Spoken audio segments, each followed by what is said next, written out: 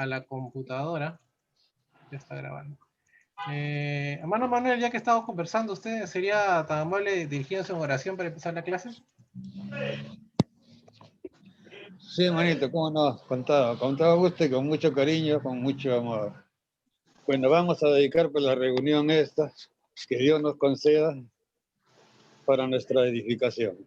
Oremos, Muy bien, hermanos. hermano, muy bien. Comenzamos. Oremos, hermanos.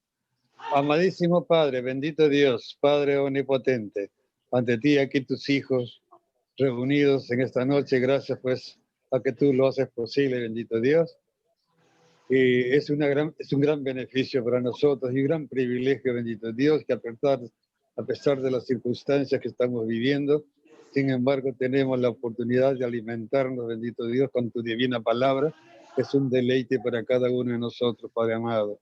Dios bendito, con tu palabra nosotros nos regocijamos y nos hacemos cada día más fuertes espiritualmente para seguir fielmente el camino que tú has trazado para que nosotros lleguemos hasta ti, bendito Padre. Dios bendito, y bendice pues a todos tus hijos que estudian tu palabra y a todos tus hijos que enseñan tu palabra, Padre amado, para que el mundo te conozca, bendito Dios, y también que se alejen de la apostasía, de la mentira, el engaño, y vengan a ti, bendito Dios, con arrepentimiento sincero, y ganen también el perdón de pecados y la vida eterna en tu gloria que tú ofreces con tanto amor a todo aquel que cree y te obedece, bendito Dios. Padre amado, esta súplica pues te las hago siempre, en el nombre bendito de tu amado Hijo, nuestro Señor Jesucristo. Y a ti, bendito Padre, sea la honra y gloria por todos los siglos de los siglos. Amén. Amén. Amén.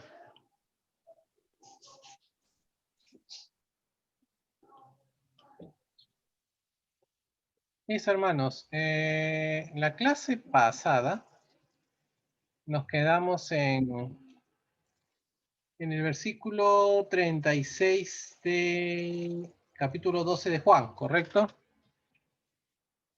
Vamos a recapitular un poco lo último que leímos, ¿sí? Leímos del versículo 27 al 36 del capítulo 12, en el cual vemos a un Jesús en su parte humana experimentando horror, ansiedad, agitación por lo que iba a devenir, ¿sí? Él iba a ser el objeto de la ira de Dios debido al pecado de toda humanidad. Y obviamente el saber lo que le iba a pasar, le producía todos esos sentimientos, ¿no? Sobre todo le producía eso porque él nunca había cometido pecado, ¿no? Jesús vivió y murió para glorificar el nombre de Dios. Eso lo hemos leído a lo largo del Evangelio de Juan. Y en respuesta a la petición, Jesús le pide que se glorifique al Padre. El Padre le responde al Hijo con una voz que todos los presentes pudieron escuchar. ¿Se acuerdan cuando también Jesús fue bautizado? Todos los que estuvieron presentes pudieron escuchar la voz del Padre, ¿no? ¿Y eso qué quiere decir? Que así a su vez, cuando pasó el bautismo de Jesús por Juan el Bautista, la respuesta del Padre no era para Jesús, sino era para los que allí estaban presentes, para que allí pudieran escuchar la voz de Dios, ¿no? La muerte de Cristo en la cruz, y esto lo vamos a ver más adelante también, vamos a afianzar esta idea más adelante, ¿sí? Con lo que vamos a leer. En un primer vistazo parecería que está siendo una victoria de Satanás, ¿no? Satanás está venciendo, está muriendo el Hijo de Dios en la cruz, ¿no? Pero es todo lo contrario, ¿no? La muerte de Cristo significa la victoria de Jesús sobre Satanás, ¿no?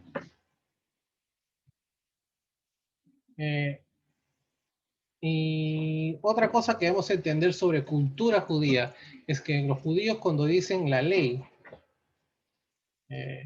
no se refieren solamente a los 5 libros del Antiguo Testamento, ¿no? Por lo general nosotros cuando hemos estudiado la palabra, cuando hemos estudiado algún curso en la iglesia o en algún otro lado, Entendemos que la ley son los 5 primeros libros del Antiguo Testamento y no es así. O sea, para la forma de pensar del judío de ese tiempo, y yo podría decir que el judío de actual también, sino que todos los libros del antiguo, de lo que es la Biblia hebrea, se consideran la ley, ¿no? Los profetas, los salmos y demás, ¿no? Hasta ahí nos quedamos la clase pasada, ¿sí? Vamos a seguir leyendo el libro de Juan. Vamos a ir al capítulo 12, versículos 37 al 43. Vamos leyendo primero. La palabra de Dios dice: pero a pesar de que había hecho tantas señales delante de ellos, no creían en él, para que se cumpliese la palabra del profeta Isaías, que dijo: Señor, ¿quién ha creído a nuestro anuncio? ¿Y quién se ha revelado el brazo del Señor? Por esto no podían creer, porque también dijo Isaías: cegó los ojos de ellos y endureció su corazón, para que no vean con los ojos y entiendan con el corazón, y se conviertan y yo los sane. Isaías dijo esto cuando vio su gloria y habló acerca de él. Con todo esto, aún de los gobernantes, muchos creyeron en él, pero a causa de los fariseos no lo confesaban, para no ser expulsados de la sinagoga, porque amaban más la gloria de los hombres que la gloria de Dios. Aquí el apóstol Juan se sirve de las escrituras para explicar el actuar del pueblo judío hacia Jesús, ¿no? Este actuar que ha ido viniendo, como se dice, en escalada a lo largo de los capítulos que hemos ido leyendo, ¿no? Pero no creían, después lo tildaban de hereje, y hasta el final que ya entendemos que ya hay un plan, ya hay una orden prácticamente directa de los dirigentes religiosos judíos para matarlo a Jesús. Entonces, el apóstol cita al profeta Isaías, ¿no? Los pasajes que Juan usa es Isaías 53:1 e Isaías 6:10, ¿correcto? Se entiende que la profunda incredulidad del pueblo ya estaba ya prevista por Dios. Y no solamente estaba prevista, sino que esta incredulidad era necesaria. Hay que siempre recordar, y esto a mí me gusta siempre recordarlo, sobre todo cuando estamos en oración, que el plan soberano de Dios siempre se cumple, sobre toda voluntad y sobre todo deseo humano, ¿sí? Nosotros podemos tener deseos, podemos tener planes, podemos tener anhelos, pero el plan de Dios en general y en particular sobre cada uno de nosotros es el que se cumple al final, ¿no? Y estaba en este plan, en el plan de Dios se sirve de la dureza del corazón de Israel como una sentencia judicial, ¿no? Yo quiero dejarles como tarea, justo estaba hablando yo con Jonathan sobre el aspecto, ¿no? Para entender esto por ejemplo, ¿no? La clase pasada mencionaba Sonia sobre ¿qué hay de Judas, por ejemplo, ¿no? Judas fue utilizado, Judas fue entregado a su naturaleza, a su forma de ser pecaminosa.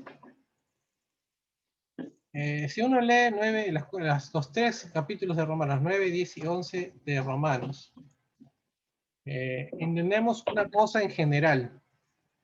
Si bien Dios predestinó este juicio, ¿no?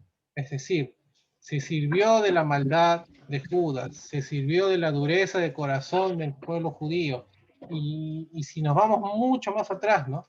Se sirvió de la, ¿cómo se dice?, la maldad de Herodes, y si vamos más atrás, de la maldad de los gobernantes de Israel, y si vamos más atrás, ¿no? del faraón, de esos juicios del faraón. Es decir, el hecho que la maldad sea utilizada para, en cierta forma, para que el plan de Dios se cumpla, esto no exime ni excluye responsabilidad ni de culpabilidad a la humanidad. ¿Sí? Israel sigue siendo culpable de su dureza de corazón. de su incredulidad, Judas es culpable, o fue culpable, de los actos que lo llevaron a su triste final. Y es por eso que Juan, el apóstol Juan, es tan duro con Judas cuando lo menciona en su carta, en su evangelio. Es bastante duro.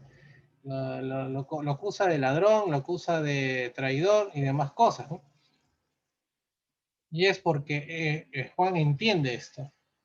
El hecho que su actuar haya sido, de cierta forma, para que el plan de Dios se cumpla, eso no lo excluye ni lo exime de responsabilidad ni de culpabilidad.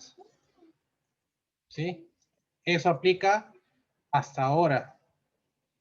Cuando entendamos que a veces nos hacen un daño, o una persona hace un daño, o una persona que no es que le hace algo y en contra de Dios, pero que a la larga va por el plan de Dios porque siempre es así, eso no le exime responsabilidad a esta persona pecadora, ¿sí? Haciendo Juan otra referencia por Isaías, ¿no? Les decía, ¿no? O sea, otra es 6.1, acá usa el capítulo 6.1. El apóstol relaciona de manera directa y explícita a Jesús con Dios. O mejor dicho, con el Yahvé del Antiguo Testamento, ¿no? Entonces, aunque en Juan 12.41, este versículo 12.41 lo volvemos a leer, Isaías dice, vio esto cuando vio su gloria y habló acerca de él. Acá Isaías está,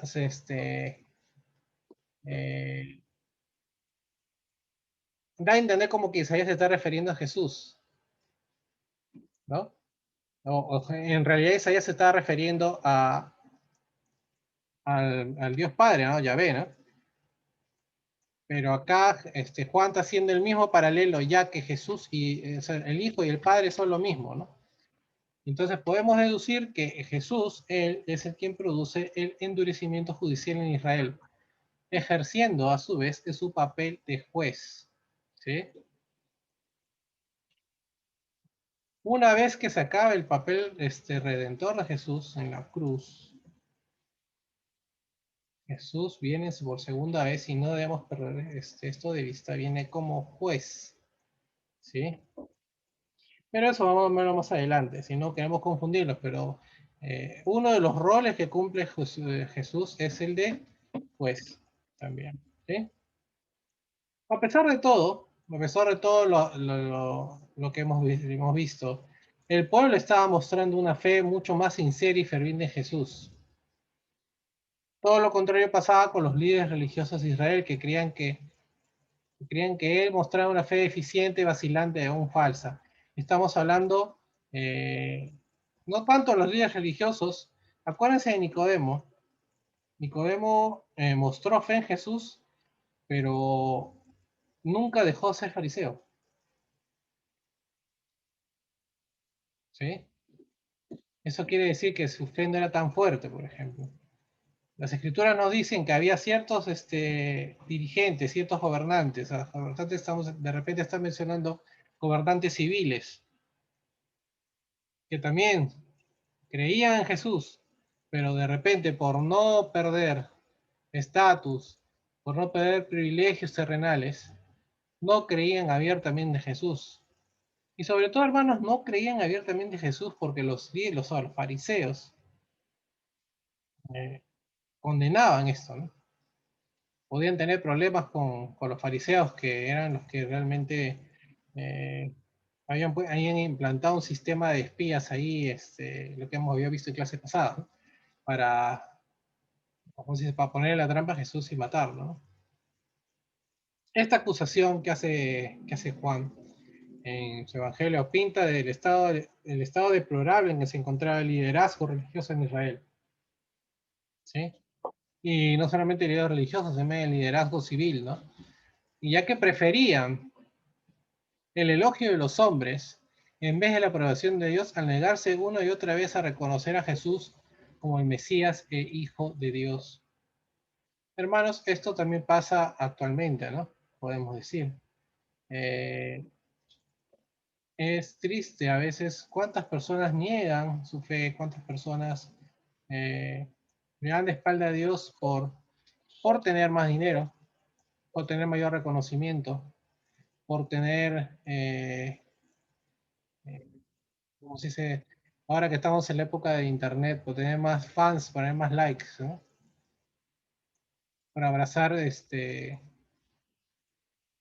filosofías modernas, ¿no? Es triste, fue triste en ese momento y es triste mucho más en los tiempos actuales, ¿sí? Vamos a seguir leyendo las escrituras.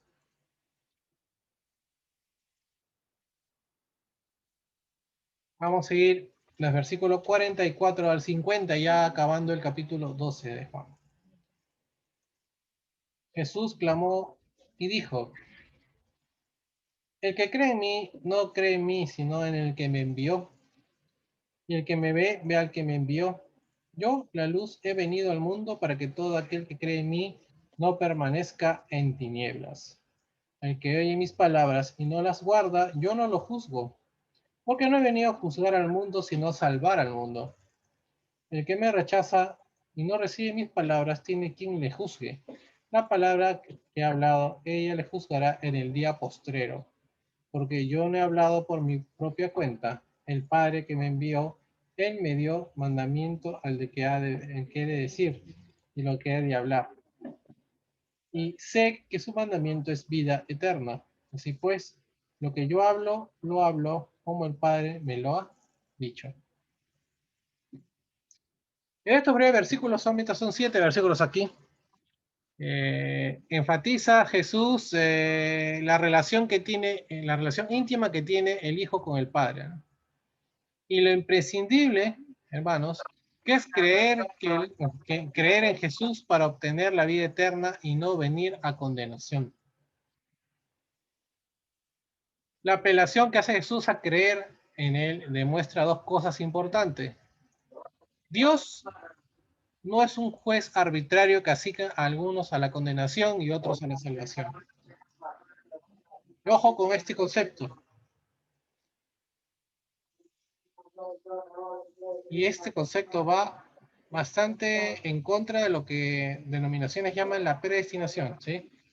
Dios no es un juez arbitrario que asigna a algunos a la condenación y otros a la salvación. No es que quiere decir que tú no naces salvo y no naces condenado, sino que Dios es un Dios compasivo que apela a la conciencia de los hombres basado en la revelación de su amor manifiesto en su Hijo. Toda la humanidad es pecadora, todos pecaron, no hay inocentes. Por lo tanto, quien cree en Jesús, ese es el que al final, no solamente que es de creer y obedecerlo, ¿no?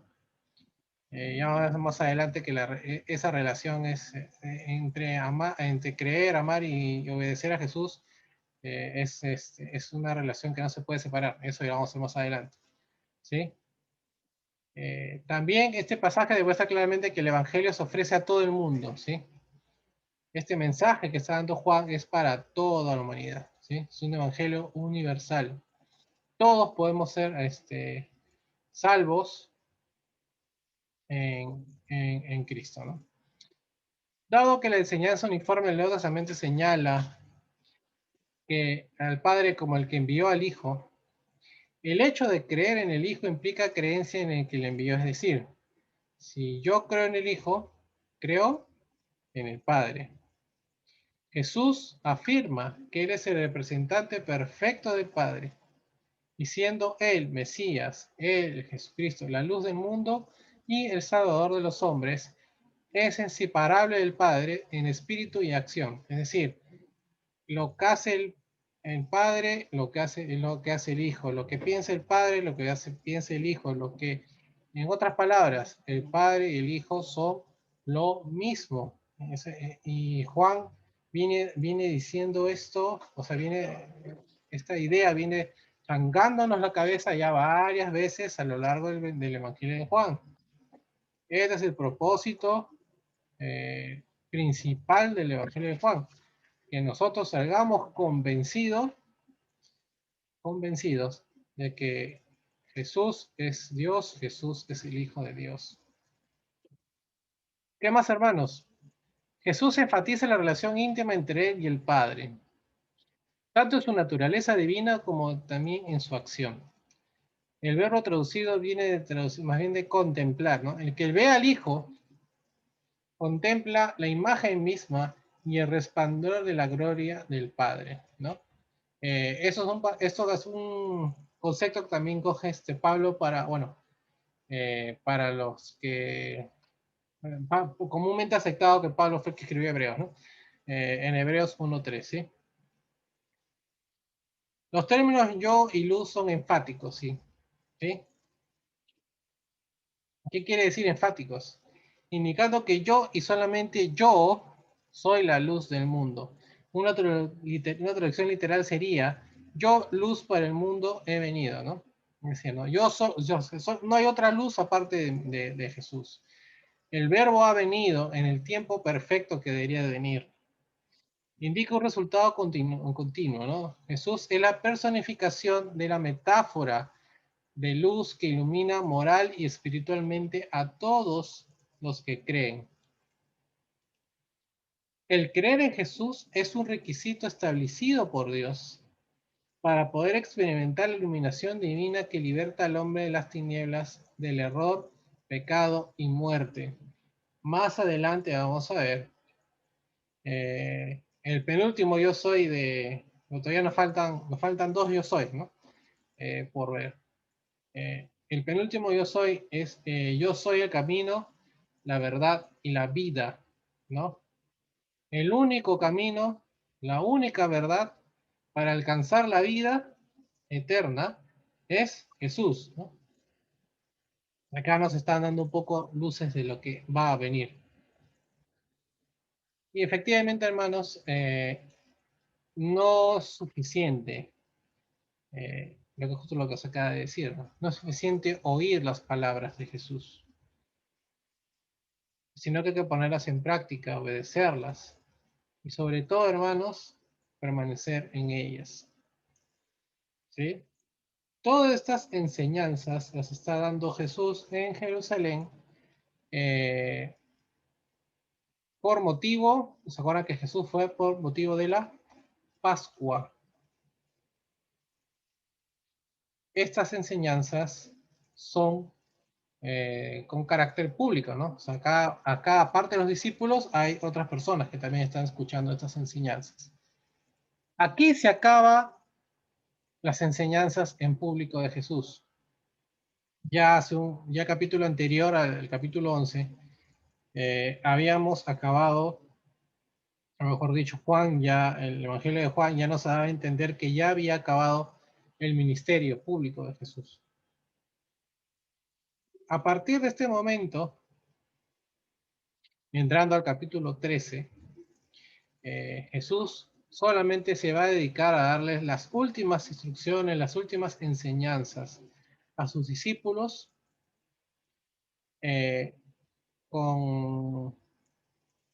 porque ya el fin estaba cerca. ¿Sí?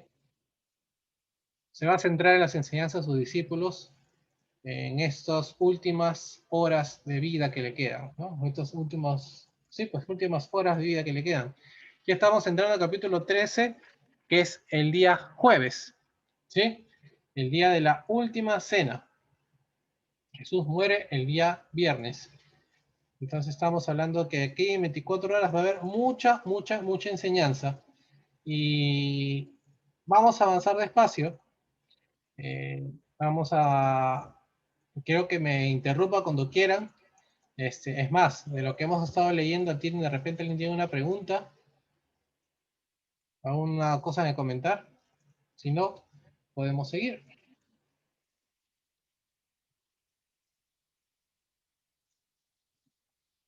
¿Estamos? Bien. Dice aquí. Vamos a leer los primeros 20 versículos del capítulo 13.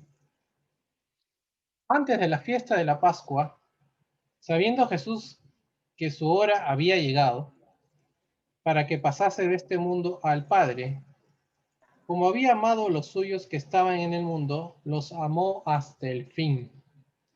Y cuando cenaban, como el diablo ya había dispuesto en el corazón de Judas Iscariote, hijo de Simón, que le entregase, sabiendo Jesús que el Padre le había dado todas las cosas en las manos, y que había salido de Dios y a Dios iba, se levantó de la cena y se quitó un manto, y tomando una toalla se ciñó. Luego puso agua en un lebrillo y comenzó a lavar los pies de los discípulos y enjugarlos con la toalla con la que estaba ceñido. Entonces vino a Simón Pedro y Pedro le dijo: Señor, ¿tú me lavas los pies? Respondió Jesús y le dijo: Lo que yo hago tú no lo comprendes ahora, mas lo entenderás después. Pedro le dijo: No me lavarás los pies jamás. Jesús le respondió: Si no te lavare, no tendrás parte conmigo. Le dijo Simón Pedro: Señor, no solo mis pies, sino también las manos y la cabeza.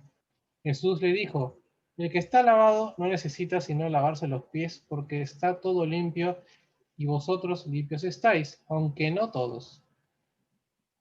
Porque sabía quién le iba a entregar, por eso dijo: No estáis limpios todos. Así que después que hubo lavado los pies, tomó su manto, volvió a la mesa y les dijo: ¿Sabéis lo que he hecho? Vosotros me llamáis maestro y señor, y decís también, y decís bien, porque lo soy. Pues si yo, el señor y el maestro, he lavado vuestros pies, vosotros también debéis lavaros los pies los unos a los otros, porque ejemplo os he dado, para que yo os he hecho, vosotros también hagáis. De cierto os digo, el siervo no es mayor que su señor, ni el enviado es mayor que el que le envió. Si sabéis estas cosas, bienaventurados seréis si las hiciereis. No hablo de todos vosotros, yo sé a quienes he elegido, mas para que se cumpla la escritura, el que come pan conmigo levantó contra mí su calcañar. Desde ahora os lo digo, antes que suceda, para cuando suceda, creéis que yo soy. De cierto os digo, el que recibe al que yo enviaré, me recibe a mí, y el que me recibe a mí, recibe al que me envió. ¿Sí? Entonces, estaban preparándose para la cena, ¿no? Como les decía, acá Jesús se va a centrar en darle enseñanzas a sus discípulos.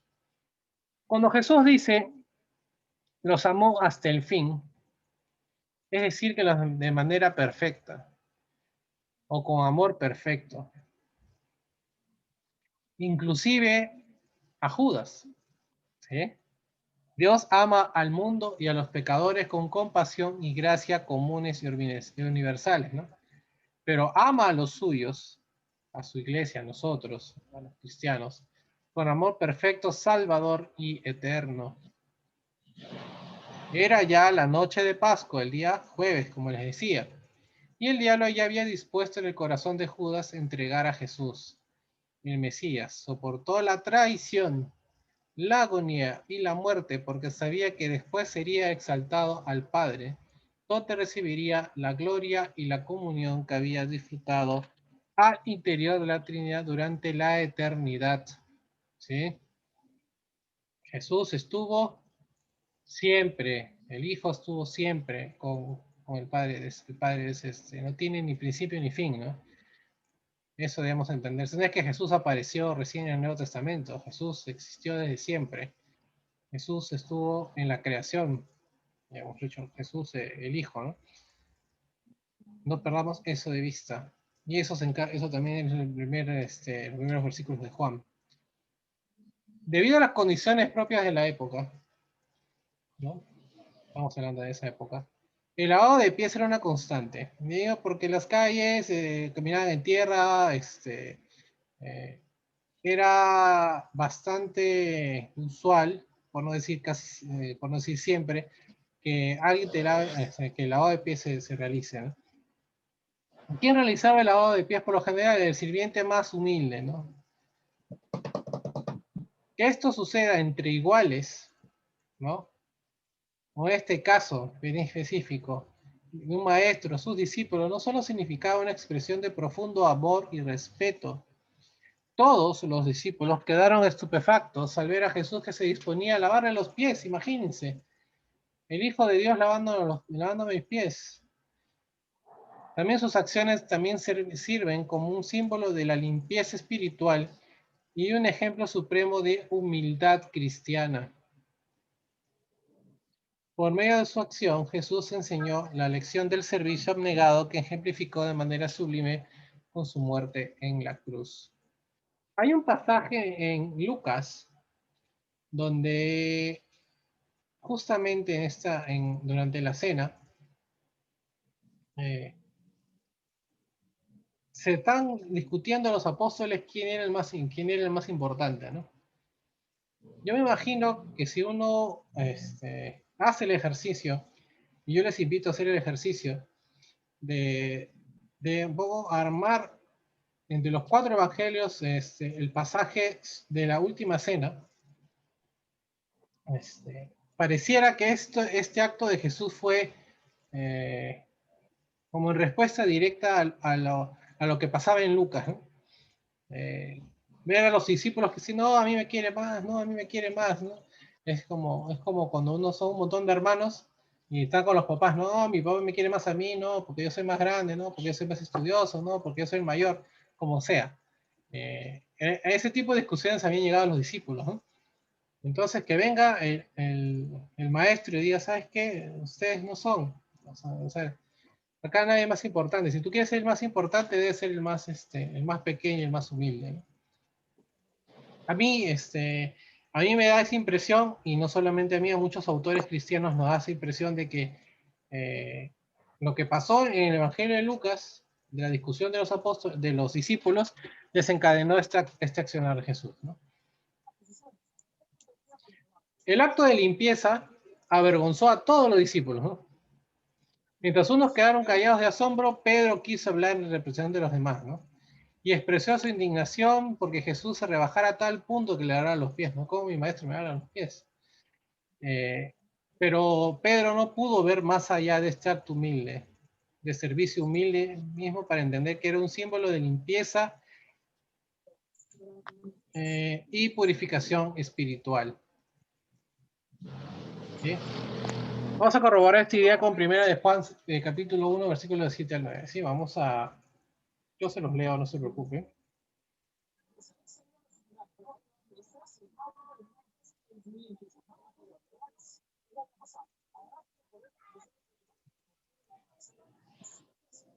Pero si vivimos en la luz, dice primera de Juan, así como Él está en la luz, tenemos comunión unos con otros, y la sangre de Jesús, su Hijo, nos limpia de todo pecado.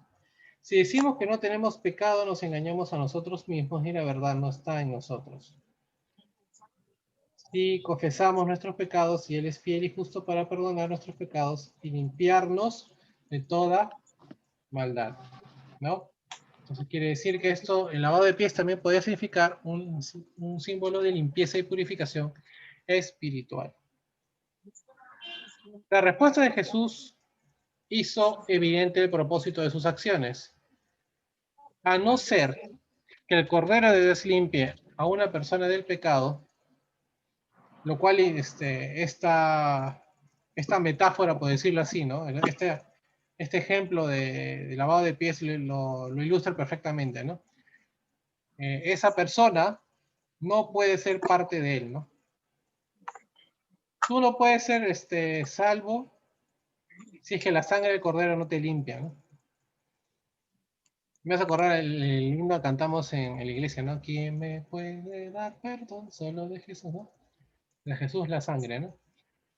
Cuando Jesús dijo, no todos están limpios, ¿no? Obviamente, ya sabemos que se refería a Judas, ¿no? Porque sabía Jesús perfectamente lo que él iba a hacer, ¿no? El propósito de Jesús con esta acción, el lavado de pies, era establecer el modelo perfecto de humildad y amor. Por lo tanto, los discípulos y los cristianos al día de hoy debían y debemos ser ejemplos de servicio y piedad. ¿Sí? La obediencia a la palabra debe producir gozo, debe producir felicidad, o sea, gozo en nuestros corazones. Por eso Jesús dijo, si saben estas cosas y las hacen, ¿no? solamente basta con saberlas, sino que hay que hacerlas. Y en hacerlas se deben sentir, nosotros debemos sentirnos bienaventurados, ¿no? Jesús obviamente conocía no solamente a los 12 discípulos, conocía todo, lo conoce a la perfección, ¿no? Conoce los pensamientos y sentimientos de todas las personas, inclusive el de Judas, quien habría de entregarlo para la muerte, ¿no? Acá en el texto hace el texto profético del Salmo 41:9. El apóstol Juan se sirve de eso, ¿sí? ¿Hasta aquí alguna pregunta? Sí, hermano. Sí, Manuel, dime. Sí, hermanita, una pregunta bien difícil, hermano, de hacer. Si no me la puede responder ahora, te la dejo para la próxima semana, hermano. Ya, yo lo voy a anotar por si acaso. Lo voy a anotar. Dime, hermano. Porque yo esa pregunta la he hecho muchas veces a muchos hermanos la verdad que uno me deja medio convencido, pero otras respuestas no. O sea que siempre tengo esa duda, hermano. Mire, cuando Cristo dijo en la cruz, antes de morir, Padre, perdónalos porque no saben lo que hacen. Digo, la pregunta es, ese perdón que Cristo pidió por lo que todas las personas que alcanza a todos los que propiciaron la muerte de Jesús o solamente a los ejecutores de la muerte de Jesús. Por ejemplo, está incluido Judas y todo lo demás que antes, usted hace un momento usted dijo, ¿no? Que desde muy atrás viene, como se llama, gente que ya está propiciando la muerte de Jesús, ¿verdad? Claro, como dice, está en el plan de Dios. Claro, y por eso que Jesús no, pudiendo, ojo, que pudiendo decir, bueno, ¿sabes qué, Judas? Yo sé lo que estás pensando. No, hasta acá nomás, ¿no? Pero digamos que su actuar era necesario, ¿no? Así que no. A ver, pero regresando a su pregunta, ¿no? Jesús, acabamos de decir que conoce los pensamientos no solamente de los discípulos, de todos, ¿no? Así que todo el pueblo judío, o sea, digamos que a mi punto de vista, porque esto es un punto de vista, ¿no? Yo creo que está hablando de todos, ¿no? O sea, no solamente de los ejecutores directos, está hablando de todo el pueblo de Israel, que vive confundido, que vive sin esperanza. Un pueblo que a tal punto era su falta de fe, su confusión, que Jesús en el velorio de Lázaro llora, ¿no? Pero no llora por Lázaro, no llora por Lázaro, llora porque ve tanta miseria espiritual en el pueblo de Israel, que todos esos actos desencadenan la muerte de Cristo en la cruz, ¿no? O sea, los fariseos decían matarlo, se confabulan con los romanos, en fin. Todo ese conjunto, yo creo que Jesús le dice, ¿no? Perdónalo todo esto porque no sabe lo que están haciendo, ¿no? Porque si supiera lo que están haciendo, obviamente, evidentemente, Israel no estaría matando a su Mesías. Israel hasta el día de hoy, el pueblo judío hasta el día de hoy, pues tiene problemas para entender eso, ¿no? Que Jesús es el Mesías prometido, ¿no? Y ellos siguen esperando un Mesías terrenal, ¿no? Ese es No el sé si punto. me permite Sí, dar un alcance. sí, Fernando. Pienso yo que tiene dos respuestas. Es tratar de saber qué dijo Cristo Sí, o es cuál es la complicado. intención del Padre, pues es un imposible, ¿no? Son preguntas, pero que a veces las hacemos, pero que mejor es no hacerlas, ¿no? Pero bueno, si se trata de entender, cuando Dios comparte el pan y el vino, ¿para quién está compartiendo el pan y el vino? Para toda la humanidad, para todos los cristianos. Cuando dijo, Padre, perdónalos porque no saben lo que hacen, abogaba por el perdón de los que directamente están participando en su crucifixión, pero también en un contexto amplio, cuando nosotros pecamos, lo estamos crucificando a Cristo. Entonces, ese pedido de perdón, Padre, perdónalos, porque no saben lo que hacen, es un pedido de perdón para toda la humanidad. Es para todos nosotros, es extensivo a todos nosotros. Bueno, yo pienso así, ¿no? Porque hay que ver las palabras de Cristo en ese contexto. Ahora que me has hecho recordar, Fernando, hay un pasaje de Juan, de primera de Juan, o una de las primera de Juan o segunda de Juan, no me acuerdo ahorita, que estoy diciendo, todos pecamos, ¿no? Pero abogado tenemos en Cristo. Entonces, Cristo también está abogando por nosotros, ¿no? Entonces, Así es. y Es casualidad tanto que... para, disculpa, es tanto para sus ejecutores, pero también cuando estamos negando a Cristo, estamos tomando una acción, digamos, errada, ¿no? Sí. Así es. Ahora, Fernando, vamos a llegar a un punto que tú has mencionado y que también tuvimos, como si dice, una pequeña polémica, pero las polémicas se acaban cuando comparamos las escrituras, ¿no? Eh, el pan y el vino, pues, el compartir el pan y el vino solamente lo hace con la iglesia, ¿no? Tú bien has dicho, con la iglesia. Ahora vamos a ver más adelante. ¿Judas estuvo o no estuvo cuando se partió el pan y el vino? Juan no va a decir, porque Juan va a mencionar el acto de que se va Judas. Pero eso hay que, como les decía hace un ratito, hay que ponerlo en paralelo, sobre todo con el Evangelio de Lucas, y ponerlo en paralelo entendiendo que la cena pascual de los judíos no es una cena como la cena de Navidad, por ejemplo, de nosotros, o la cena, o cualquier cena convencional que nosotros podamos entender. La cena pascual judía es una cena de tiempos, ¿no? Y los tiempos son determinados por copas, ¿no? Hay una primera copa que es como la consagración de la fiesta. Una segunda copa donde ya prácticamente se está iniciando la comida, en el que se recuerda el paso del éxodo del pueblo de Israel. Hay una tercera copa, que es la copa sacrificial, y una cuarta copa que se da por inicio, que sea por finalizada la Pascua, y hay una quinta copa simbólica, ¿no? Estoy haciendo el resumen más resumen de lo que es la cena pascual. Y una quinta copa que no se toma, que es la copa de Elías, ¿no?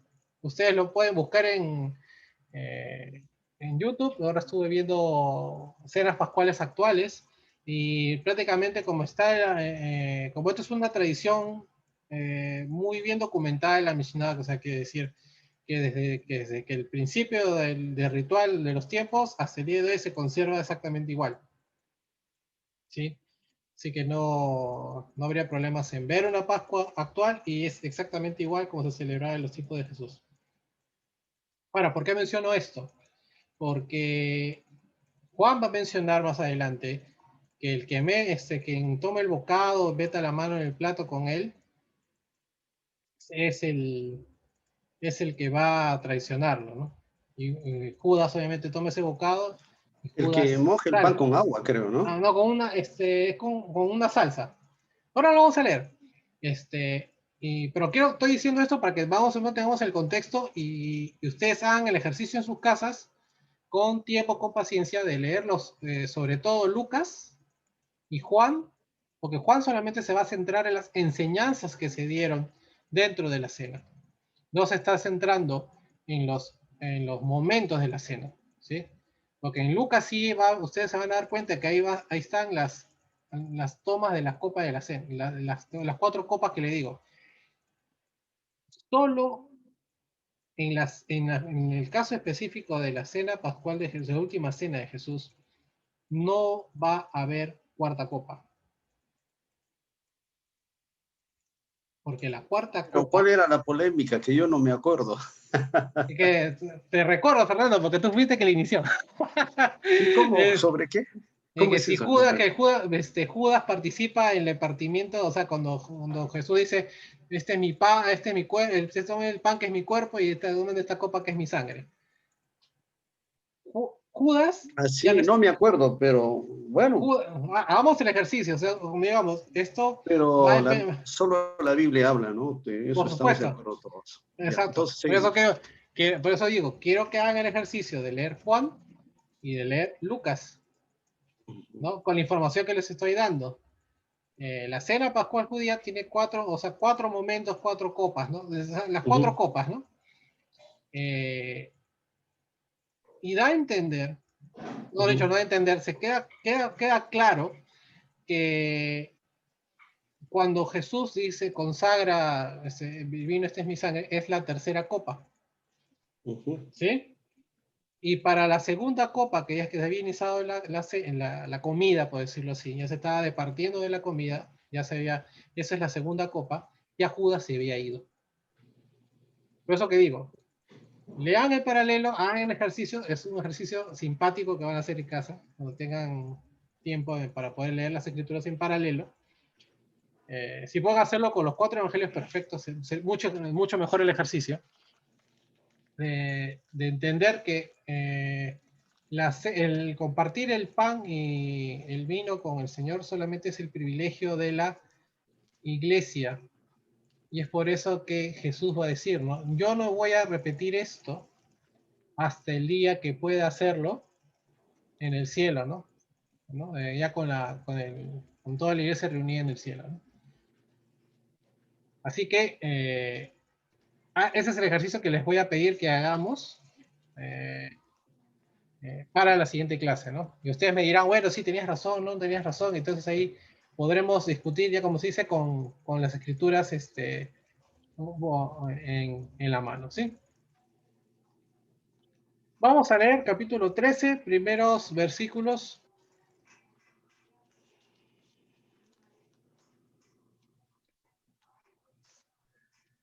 Hasta el versículo 20, ¿sí? ujú. No, versículo 21, ¿no? Versículo 21 al 30. Habiendo dicho Jesús esto, se conmovió en espíritu y declaró y dijo, de cierto os digo que uno de vosotros me va a entregar. Entonces los discípulos se miraron unos a otros, dudando de quién hablaba. Y uno de sus discípulos, al cual Jesús amaba, estaba recostado al lado de Jesús. A este, pues hizo señas Simón Pedro para que preguntase quién era aquel de quien hablaba. Él entonces recostado cerca del pecho de Jesús le dijo, Señor, ¿quién es? Respondió Jesús, a quien yo diere el pan mojado, aquel es. Y mojando el pan se lo dio a Judas Iscariote, hijo de Simón. Y después del bocado, Satanás entró en él. Entonces Jesús le dijo, lo que vas a hacer, hazlo más pronto. Pero ninguno de los que estaba en la mesa entendió por qué le dijo esto. Porque algunos pensaban, puesto que Judas tenía la bolsa, que Jesús le decía, compra lo que necesitamos para la fiesta, o que diese algo a los pobres. Cuando él, pues, hubo tomado el bocado, luego salió y era ya de noche, ¿no? Entonces,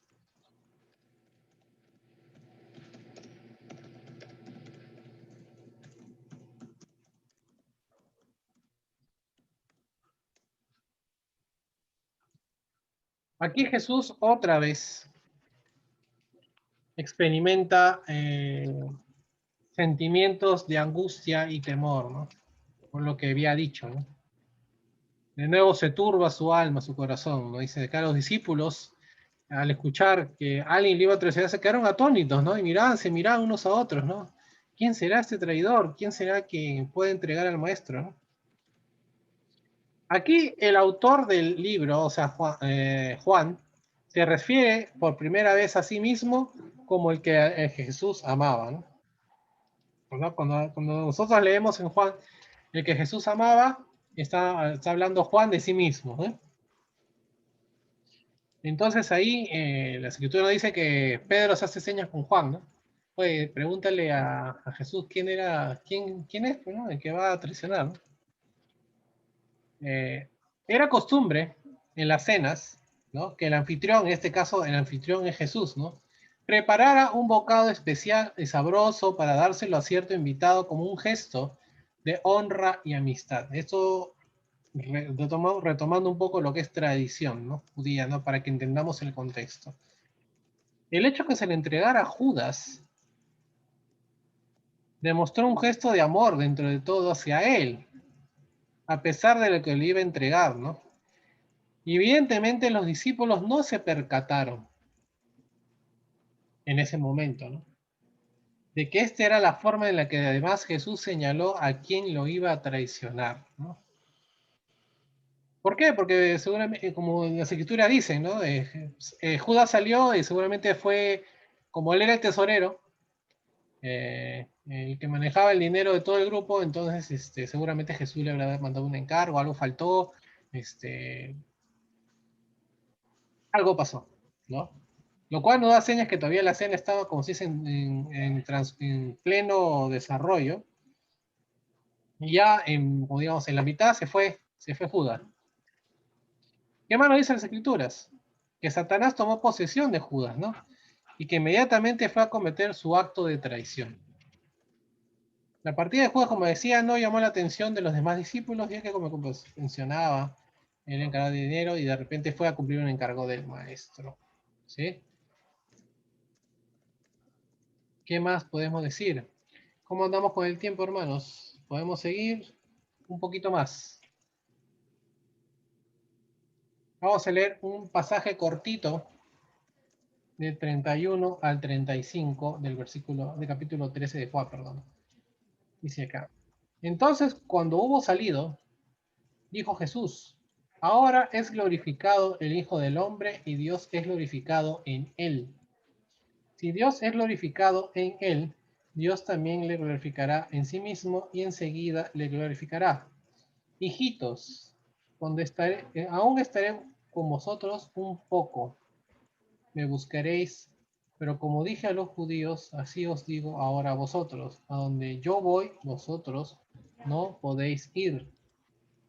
Un mandamiento nuevo os doy. Que me améis unos a otros como yo he amado. En esto conoceréis todos que sois mis discípulos si tuviereis amor los unos con los otros. Ya Judas se fue, ¿no? Entonces los acontecimientos finales que desembocarían en la muerte de Jesús ya estaban, como se dice, en una marcha irreversible. Entonces Jesús, en lugar de fijarse en la agonía de la cruz, vio más allá y anticipó la gloria que tendría con el Padre una vez que todo esto terminara, ¿no? Ahora, Jesús dice un mandamiento nuevo, pero no es tan nuevo, ¿sí? Si nosotros leemos Deuteronomio 6:5, y lo vamos a leer, ¿ya? Porque para que entiendan que no es tan nuevo el mensaje, ¿sí? Dice acá, Deuteronomio 6:5, amarás al Señor tu Dios con todo tu corazón, con toda tu alma y con todas tus fuerzas. Entonces, se nos ordena en Deuteronomio 6:5 amar a Dios.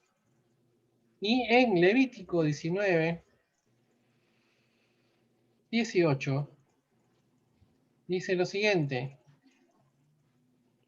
no te vengues ni guardes rencor contra los hijos de tu pueblo. Ama a tu prójimo como a ti mismo. Yo soy el Señor. Entonces, ama a Dios, ama a tu prójimo. Sin embargo, el mandato de Jesús con respecto al amor introdujo un parámetro distinto y novedoso. Y ahí viene lo nuevo por dos razones. Uno, que este amor sacrificado conforme al patrón de amor establecido por él mismo. Amar al prójimo a pesar de la vida misma, como yo los he amado, ¿no? Amar a los demás a pesar de que ese amor pueda traerme problemas o pueda traerme dolores, sufrimientos, ¿no? Y dos, este amor es producido a través del nuevo pacto mediante el poder transformador del Espíritu Santo. No es un amor cualquiera, es el amor que viene de un espíritu, de una vida transformada acorde al Espíritu Santo, ¿no? Y eso vamos a desarrollarlo un poco mejor más adelante. Quedémonos con la idea del poder transformar del Espíritu Santo. Nosotros lo entendemos como cristianos, porque cuando nos bautizamos nos dicen que todo lo que pasa, ¿no? Que cuando nos bautizamos recibimos el Espíritu Santo y el Espíritu Santo es el que nos lleva a transformarnos a un nuevo ser, una nueva persona, ¿no? Sigamos. Pero haberse anunciado su partida e insistido en sus discípulos que no podían ir con él, Jesús comenzó a exponer lo que esperaba de ellos después de partir al cielo, ¿no? Aquí sí lo debe ponerse con mayúscula, pero lo puse con minúscula. Ahora lo corrijo. Él estableció que el amor debía ser la característica distintiva del discípulo verdadero, ¿no? No puede haber un seguidor de Cristo, un cristiano, que no tenga amor hacia, hacia los demás. No puede haber lo que sienta amor por su prójimo, no solamente por toda la humanidad, ¿no? El amor que Jesús demostró por nosotros. El mismo amor debe sentir un cristiano.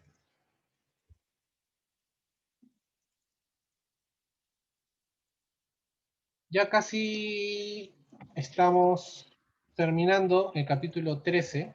Vamos a terminar el capítulo 13 para terminar la clase de hoy, ¿sí? Quedan 3 versículos. Vamos al versículo 36 al 38.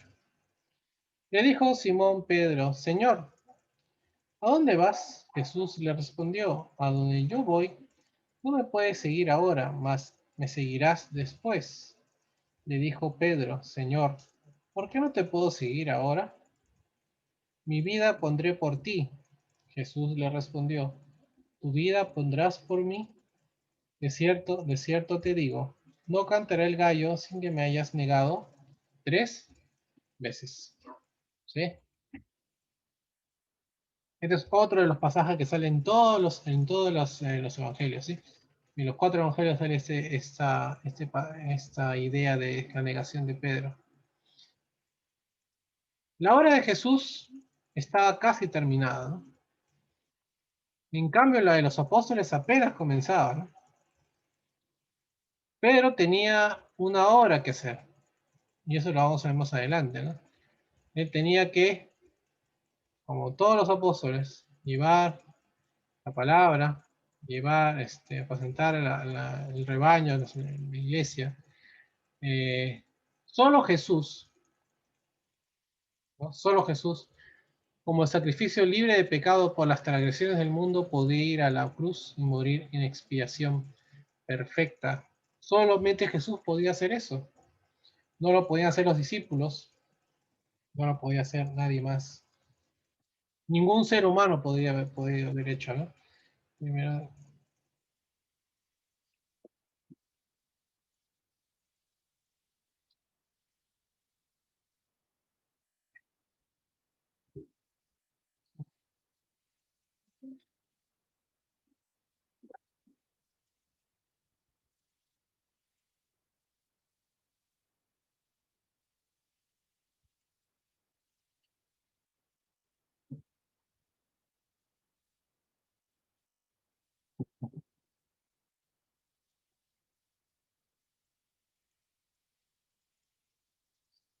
¿me escuchan? ¿Todavía sí? No sé qué pasó, que se me fue la pantalla por un ratito. Ahí estamos.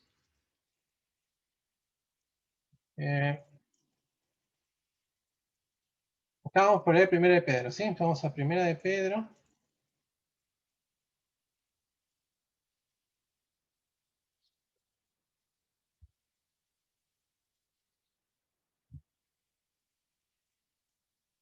Capítulo 2, versículos 22 y 24. 24.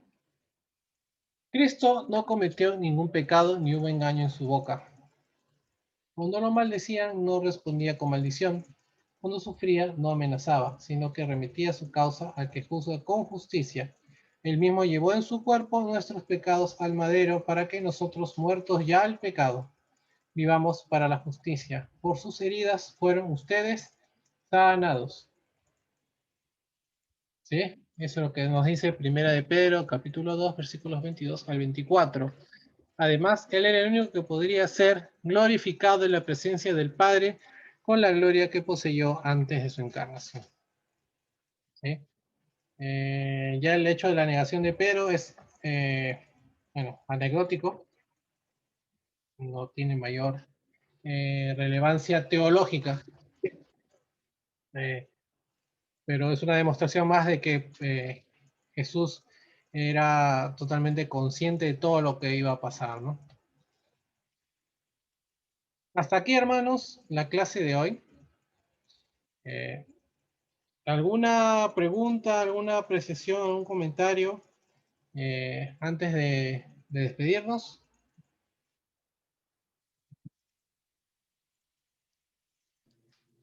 Yo estoy tranquilo, estoy bien. Muchas gracias, más bien, Julio. Gracias. No, de nada, Fernando, estamos acá para todos aprender. Yo también aprendo también porque, como dice, el que tiene que enseñar tiene que prepararse y leer, ¿no? Quizás un poco más. Así que estamos, yo sobre todo aprendo más, ¿no? Y los invito, sobre todo a los ejercicios que les he dicho, ¿no? Leer un poco de Romanos para entender sobre lo que es la culpabilidad del hombre, ¿sí? Capítulos que le mencioné.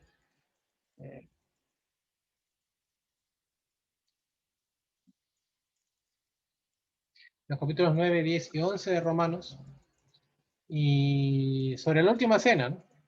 Comparar un poco lo que dice Lucas y lo que dice Juan, lo que hemos leído hasta el momento de Juan, para entender quiénes son los que participan en el partimiento del pan, o sea, en la consagración del vino como sangre de Cristo, ¿sí? Yo le puedo pedir, Fernando, quizás nos puedas despedir en oración. Ya, hermano, muy bien. Oremos. Bendice, Padre amado, a los miembros de la Iglesia de Cristo que nos hemos juntado ahora para aprender las buenas nuevas. Bendícenos también a todos los hermanos que conformamos la Iglesia de Salamanca. Danos paz, amor y espiritualidad para saber más de las buenas nuevas. Gracias, Padre amado, por las enseñanzas que queden en nuestro corazón y en nuestro pensamiento para una vida mejor, de acuerdo a tu palabra. Te decimos esto en el nombre de Jesús, tu Hijo amado, nuestro Señor. Amén. Amén.